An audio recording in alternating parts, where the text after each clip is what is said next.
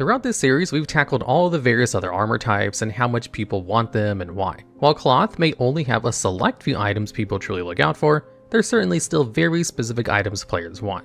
For this video, we're going to be going over the most wanted cloth transmog in Warcraft. To start off our list, we have the Earthripple Shoulderpads at number 10, specifically the Mythic version. These shoulder pads come from the Blackrock Foundry raid Chromog encounter as a basic loot table drop. It's incredibly simple to obtain, and all you need to do is kill the boss at Mythic difficulty and loot it. With legacy loot rules, it makes any grind pretty menial and easy to accomplish, especially with ults. Legacy loot essentially just guarantees at least 5 pieces of loot per boss you kill, so long as you are 11 levels above the raid instance. This sadly does include a boss's trinkets, necklace, and rings, which aren't transmoggable, but regardless, it's better than one item at a time. In this case, you'll just need to kill Chromog and loot him and save the shoulders drop for your character. You must be a cloth character to use these shoulders, so farming it requires you to be a priest, warlock, or mage. This is at least until the War Within expansion, where all transmog can be learned and obtained account-wide. These shoulders are actually the off-tier version of the Warlock's tier set from this raid, the Shadow Council set. With these shoulders, you're able to use them for any cloth character. The biggest reason a player would want these shoulder pads, however, is that they are almost a perfect copy of the shoulder pads from Warcraft's most popular warlock, Gul'dan. Gul'dan is undoubtedly one of the most popular WoW characters, and is seen to be the face of warlocks very consistently throughout Hearthstone and Warcraft media in general. He also was a very well-liked end boss in the Nighthold raid, so he's built quite the reputation for himself. There seems to be a trend with popular orcs and their shoulder pads. With these equipped, you don't quite have the spikes in your character like Gul'dan does, but you certainly can keep the shape of his armor and come quite close to the illusion of spikes growing out of your back. It's no secret to anyone that being able to make your character appear as the most renowned character of WoW is something players quite enjoy. It's why Blizzard continues to add transmog that's just a single piece of a boss's own armor, so you can then do the rest on your own and let your creativity fill the gaps in. It's pretty common to see these shoulder pads already on players, and it's just a matter of learning they exist from now or finishing a rather short grind to get them for a perfect transmog. So here we are at number 10 for pretty simple and already having a higher completion rate than all the others. And at number 9, we have the Crucible Curator's Wingspan. This item is a world drop from any trash mob within Aberrus, the Shadowed Crucible raid instance. It has 4 different colors, each depending on the mode you looted the shoulders from. So you get the LFR color if you were killing mobs in LFR. These shoulders also are buy not equip and usually exclusive to priests for their tier set from Aberrus. Instead, these shoulders, similar to the last entry, are the off-tier version and can be worn by all classes. What makes these shoulders so special though is their look alone. The tier set these shoulders derive from is arguably one of the best priest tier sets to have come from them in a very long time, if not the best itself. A supporter of this claim are the shoulders themselves, which provide your character with a set of wings further apart from your shoulders. They also scale in size with your currently played race, so a Tauren with these shoulders makes these wings look absolutely massive. But because of the inclusion of these super cool wings, you can make some really awesome combos with the newer introduction of style of cloaks where you place a banner-like item on your character's back. An example of this being the Gilded Agni Cape from Shadowlands. It just gives your character a ton of super cool 3D effects to further exemplify yourself around others. Plus, because this item is BOE, it can be bought and sold on the auction house, fetching a pretty considerable gold economy for eager Mog hunters. And at number 8, we have a combination of items, these being the mini cloth from Archimonde in normal mode and above within Hellfire Citadel. These items specifically are the Demon Prince's Ascended Crown, Mantle of the Eredar Lord, and the Demon Buckle Sash of Argus. When you combine all 3 of these pieces, you can very nearly capture the look of the very boss they drop from, Archimonde the Defiler. Archimonde in WoD, while a much more dumbed down version of the Archimonde players have known prior to, is the final boss of the entire expansion. Before, Archimonde was once one of the 3 leaders of the Dread Knight people, leading them to a prosperous future. This was until Sargeras came around and convinced Archimonde and his fellow leader Kil'jaeden into joining his Burning Crusade. They would form the Burning Legion and would become Sargeras' personal military commander. Though, aside from all of this, Archimonde is known for his time during Warcraft 3 after being summoned by Arthas and Kel'Thuzad to herald the coming of the Legion. With Archimonde's arrival, he would destroy the city of Dalaran and then set his sights upon the world tree Nordrassil. He would be thwarted in the process by Malfurion, but that's besides the point. The point is, now you can transmog one of the very co-leaders of the Burning Legion's very armor. You can't get it completely right, as there is not a matching gloves and boots that drop to accompany the rest. But the idea is here. You can especially capture the look of this Lord of the Burning Legion when you play a Dread Knight Priest character. As a cloth character, you can already use the pieces, but a priest can specifically use the Gavel of the Eredar coupled with the set to use the very weapon of Archimonde as well. It's yet another example of being able to cosplay as the famous characters of WoW. but this time on a greater scale, as more armor pieces are available, and you're also playing probably one of the strongest characters in WoW's entire existence. Plus, even outside of trying to look like Archimonde, these are some pretty sweet looking items and get some extra points for not being overly visual effect heavy. So we're here at number 8. And at number 7, we have Papal Fez and Miner's Hat of the Deep. These two items are world drops from anything within the Ultima dungeon instance, but are more primarily known as super rares amongst the WoW community. All I need to know about these super rares is they're called that because they have an incredibly low drop chance. They're so rare, in fact, that some servers straight up may never see the items on their auction houses because no one has bothered to farm them out.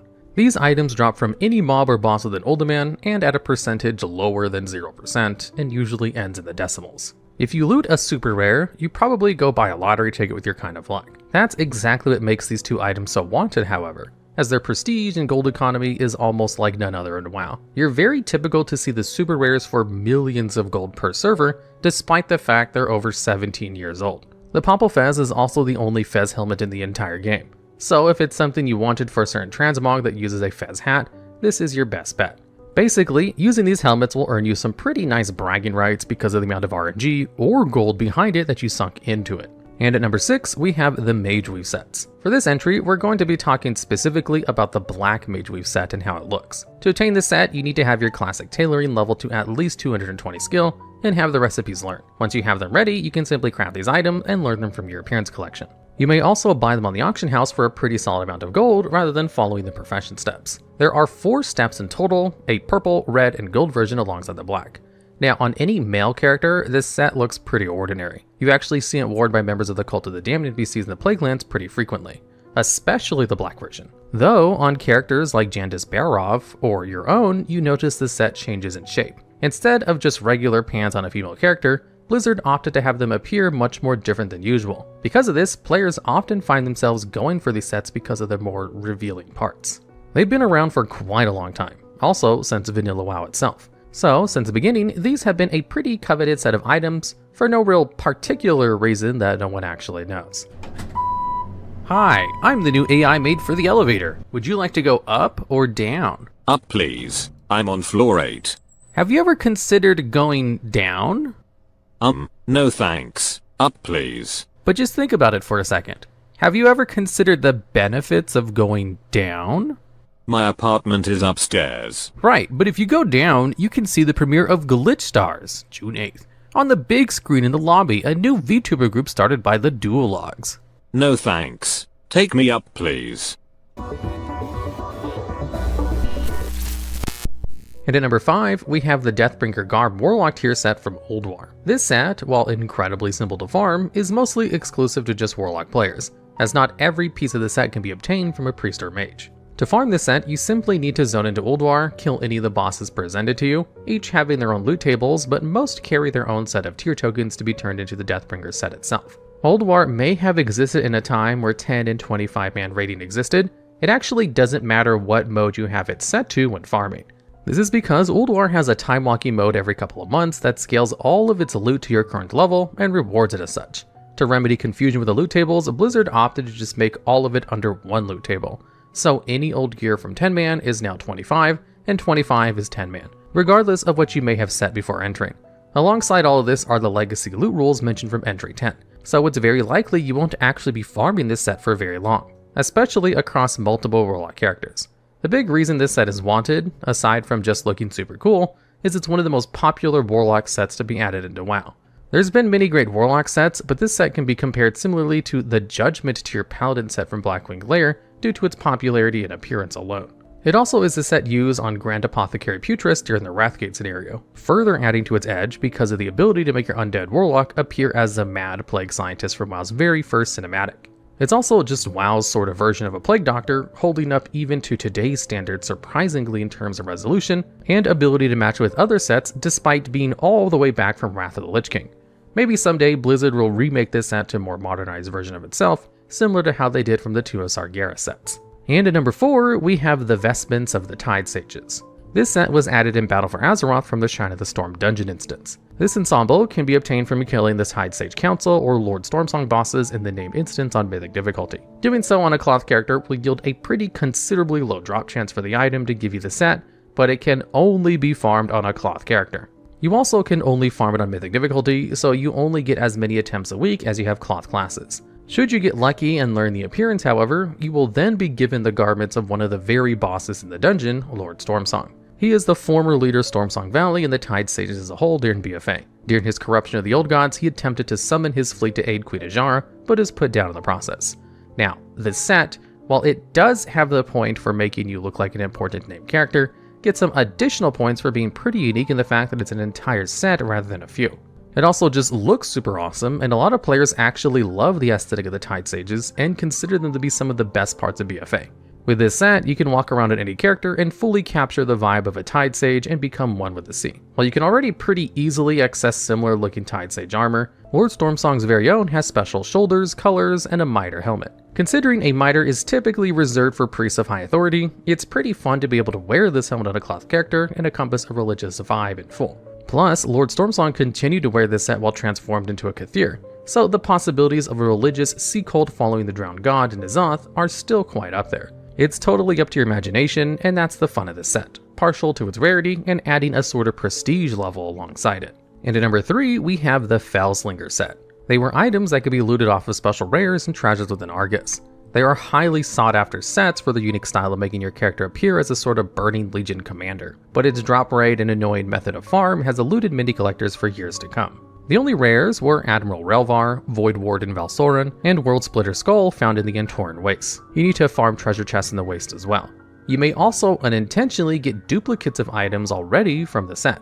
So if you need the legs last, it may take ages before it finally showed up, and you've gone through many different helmets already. You just go around looting chests in their respective zones and kill rares while you're around and hope for the best. The issue was these chests are pretty spread apart, and you can spend a great deal of time looking for just one. And even when you finally find one, it's a small % chance you'll actually get the mod. Generally, this can be done solo, so it's not as bad as other farms players are used to, and can be done pretty much infinitely. It just depends on your own patience. You also cannot fly in Argus, further adding to the duration as you are forced to the ground rather than being able to traverse in oddly shaped hills and mountains with the click of a button. There is a different set for plate wearers called the World Defilers that's very similar in theme and look to the Felslinger Set, but now for casters. From a first glance, you can pretty quickly gather this set makes your character appear like an actual demon from the Burning Legion itself. Right away, players would swarm to them as soon as possible because Legion has been such a fan favorite faction of Warcraft that being able to semi-join the ranks, at least in terms of aesthetic, is pretty wanted. So it's pretty understandable why players would go for the set, but because of the really tedious grind alongside it, this set is actually a bit lower on this list. Not everyone wants to go for a super contriving grind, and some don't even know the set actually exists, as it doesn't appear in the set tab when looking at appearances. And at number 2, we have the Duskhaven Set from Island Expeditions in BFA. This set was added on the release of BFA and was obtained through running islands. Islands would have a weekly rotation, changing the pre-existing set of 3 into another set with different natives upon each. Natives were a simple image seen on the map UI that would spawn every single time on that island. Loot obtained from the island varies by what actually spawned on the island rather than killing the NPC type.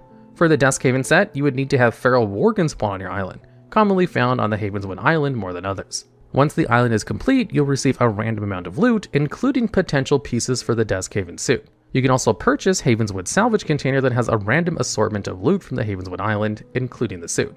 You can buy this box with Seafarer's Doubloons, a currency you passively earn from completing any island expedition. The reason this set is so wanted is because it's one of the very few sets in the game that let your characters wear a suit and appear super formal. It actually has been around for quite a while, since the introduction of Worgen and Cataclysm. It just wasn't added until BFA. So a way to fully transmog it onto your character is the perfect opportunity for that formal dress up you want. It also, like other entries, fetches a pretty considerable price for gold on the auction house, as all island items can be sold and bought. So if you just want to drop a chunk of gold to show up your guild's transmog competition in a stylish suit, you can with this set. And for our last entry, we have the Glacial Regalia set. This set originally only comprised 5 different slots: the chest, wrist, gloves, legs, and cloak. These were all learned from Master Craftsmith Marion. In Vanilla WoW, before Wrath of the Lich King revamped Naxxramas, players could find this NPC if they were a Master Blacksmith, Leatherwork, or Tailor, and would teach them these unique recipes to your armor type.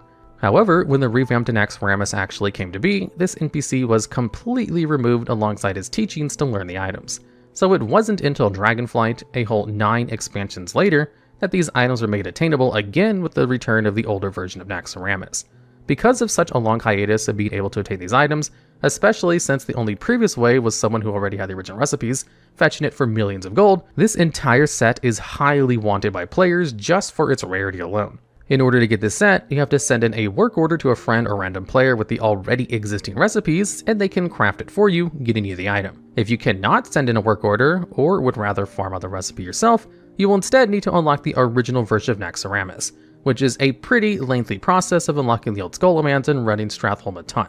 Doing so will reward you with Scourge Stones, and these Scourge Stones can be turned into a Marion in the Eastern Plaguelands in exchange for the old recipes of these items. After that, it's just gathering the necessary materials for the actual recipe and then crafting it yourself, which is the easy part. To put it to a great summary, you'll be running a pretty large deal of the old version of Old Skullomans and any of the current existing Wings of Stratholme to get these Scourge Stones.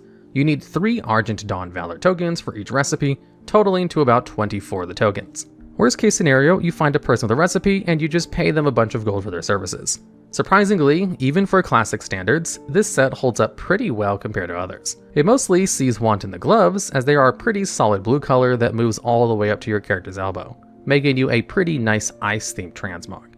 Since the only way to actually get this set was someone who knew it back in Vanilla WoW, it was a pretty slim chance you'd actually find someone who could, and even if they did, they'd likely ask for a lot of gold in return. So these became sort of the rarest transmog items in the entire game, and with their reemergence, players have scattered and sunk millions of gold into the set for its status alone. And that completes our list. If you know of any cloth transmog we may have missed that should have been in this list, or have any ideas for future videos just like this one, please let us know down in the comments below.